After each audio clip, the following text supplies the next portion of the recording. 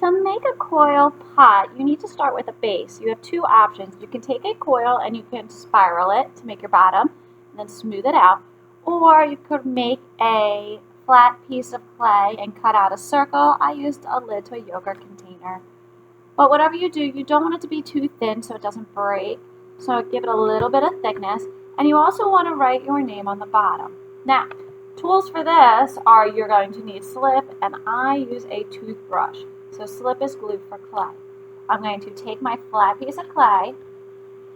I'm going to dip my toothbrush into my slip, and I'm going to rub it around the edges. This does something called scoring and slipping. You don't have to do the entire thing. I also pre-rolled clay for this demonstration.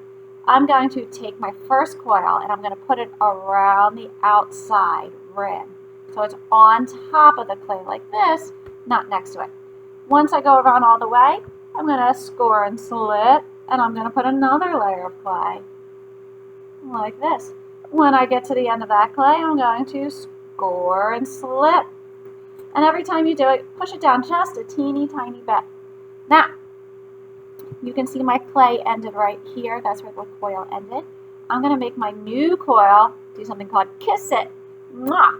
They're going to touch, kiss it. I'm going to smooth it out with my finger to make sure it looked like nothing changed. And I'm going to go around. And then once I get all the way around, I'm going to score and slip the top. And I'm going to go around again.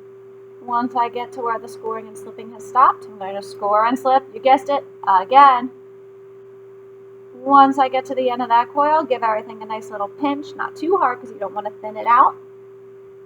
Look at what I've got so far. Once you get 1, 2, 3 coils, don't count that bottom. You could start to do some decorations if you want. You don't have to, it's your choice. I'm going to put some more slip on there. I'm going to make my two ends kiss, mwah, and I'm going to rub them together. And then I'm going to do slip and score some more. Go around and around and around.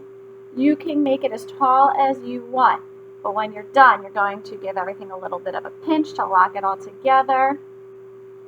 Smooth out any rough parts with the best tool in the world, that is your finger. Make sure your name is on the bottom. Look for any holes, see if you see any light coming through. Make sure it's nice and smooth. And look at that coil pot I just made. Have fun, my friends. Start by pre-rolling your coils though, and don't forget to write your name down here on the bottom.